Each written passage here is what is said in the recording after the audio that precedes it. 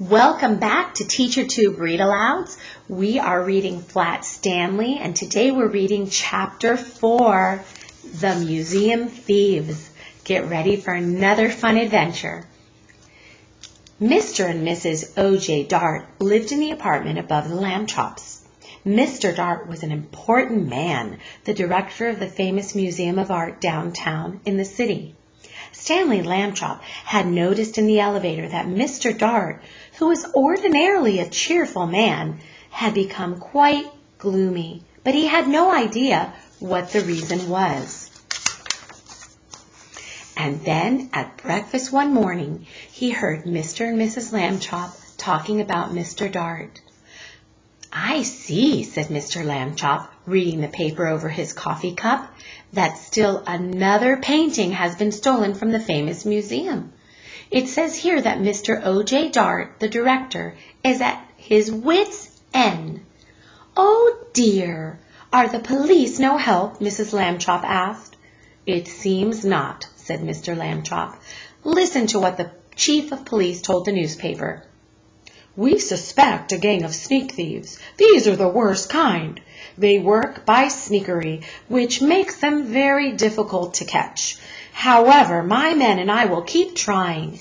Meanwhile, I hope people will buy tickets for the policeman's ball and not park their cars where the signs say don't."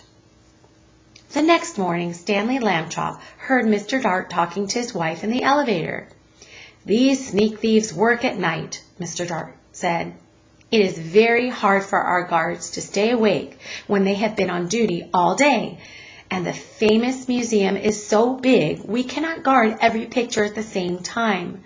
I fear it is hopeless, hopeless, hopeless." Suddenly, as if an electric light bulb had lit up in the air above his head, giving out little shooting lines of excitement, Stanley Lambchop had an idea. He told it to Mr. Dart.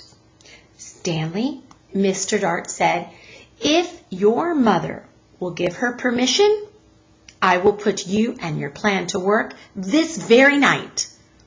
Mrs. Lambchop gave her permission. "But you will have to take a long nap this afternoon," she said. "I won't have you up till all hours unless you do." That evening, after a long nap, Stanley went with Mr. Dart to the famous museum. Mr. Dart took him into the main hall where the biggest and most important paintings were hung. He pointed to a huge painting that showed a bearded man wearing a floppy velvet hat, playing a violin for a lady who lay on a couch.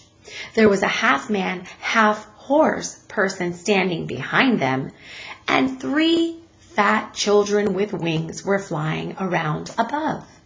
That, Mr. Dart explained, was the most expensive painting in the world. There was an empty picture frame on the opposite wall. We shall hear more about that later on. Mr. Dart took Stanley into his office and said, "It is time for you to put on a disguise." "I already thought of that," Stanley Lambchop said, "and I brought one. My cowboy suit. It has a red bandana that I can tie over my face. Nobody will recognize me in a million years." "No," Mr. Dart said, "you will have to wear the disguise I have chosen." From a closet, he took a white dress with a blue sash, a pair of shiny little pointed shoes, a wide straw hat with a blue band that matched the sash, and a wig and a stick. The wig was made of blonde hair, long and done in ringlets. The stick was curved at the top, and it too had a blue ribbon on it. "In this shepherdess disguise," Mr. Dart said, "you will look like a painting that belongs in the main hall. We do not have cowboy pictures in the main hall." Stanley was so disgusted he could hardly speak. "I will look like a girl. That's what I will look like," he said. "I wish I had never had my idea." But he was a good sport, so he put on the disguise. Back in the main hall, Mr. Dart helped Stanley climb up into the empty picture frame.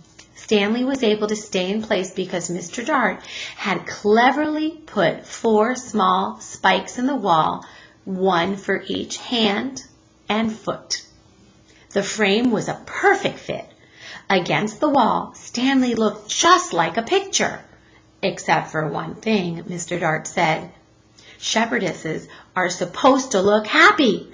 They smile at their sheep and at the sky. You look fierce, not happy, Stanley. Stanley tried hard to get a faraway look in his eyes and even to smile a little bit. Mr. Dart stood back a few feet and stared at him for a moment. Well, he said, it may not be art, but I know what I like. He went off to make sure that certain other parts of Stanley's plans were taken care of, and Stanley was left alone. It was very dark in the main hall. A little bit of moonlight came through the windows, and Stanley could just make out the world's most expensive painting on the opposite wall. He felt as though the bearded man with the violin and the lady on the couch and the half-horse person and the winged children were all waiting, as he was, for something to happen.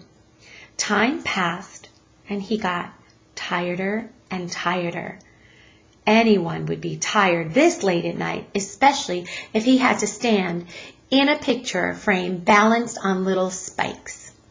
Maybe they won't come, Stanley thought. Maybe the sneak thieves won't come at all. The moon went behind a cloud, and then the main hall was pitch dark. It seemed to get quieter, too, with the darkness. There was absolutely no sound at all. Stanley felt the hair on the back of his neck prickle beneath the golden curls of the wig. Creak! The creaking sound came from right out in the middle of the main hall, and even as he heard it, Stanley saw in the same place a tiny yellow glow of light. The creaking came again, and the glow got bigger. A trap door had opened in the floor, and 2 men came up through it into the hall. Stanley understood everything all at once. These must be the sneak thieves. They had a secret trap door entrance in the museum from outside. That was why they had never been caught, and now tonight they were back to steal the most expensive painting in the world. He held very still in his picture frame and listened to the sneak thieves. This is it, Max, said the first one.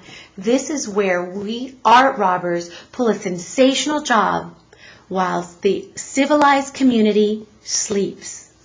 Right, Luther, said the other man. In all this great city, there is no one to suspect us. Ha, ha, thought Stanley Lambchop. That's what you think. The sneak thieves put down their lantern and took the world's most expensive painting off the wall. What would we do to anyone who tried to capture us, Max? The first man asked. We would kill him. What else? His friend replied. That was enough to frighten Stanley, and he was even more frightened when Luther came over and stared at him. This sheep girl, Luther said. I thought sheep girls were supposed to smile, Max. This one looks scared. Just in time, Stanley managed to get a faraway look in his eyes again and to smile. Sort of. You're crazy, Luther, Max said. She's smiling, and what a pretty little thing she is, too. That made Stanley furious. He waited until the sneak thieves had turned back to the world's most expensive painting, and he shouted in his loudest, most terrifying voice, Police! Police! Mr. Dart! The sneak thieves are here! The sneak thieves looked at each other. Max, said the first one very quietly, I think I heard the sheep girl yell. I think I did too, said Max in a quivery voice. Oh boy, yelling pictures. We both need a rest. You'll get a rest, all right, shouted Mr. Dart, rushing in with the chief of police and lots of guards and policemen behind him. "You'll get arrested. That's what. Ha ha ha!" The sneak thieves were too mixed up by Mr. Dart's joke and too frightened by the policemen to put up a fight. Before they knew it, they had been handcuffed and led away to jail.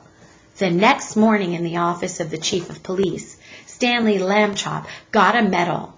The day after that, his picture was in all the newspapers. I can't wait for you to join us to read Chapter 5, Arthur's Good Idea. Bye-bye for now.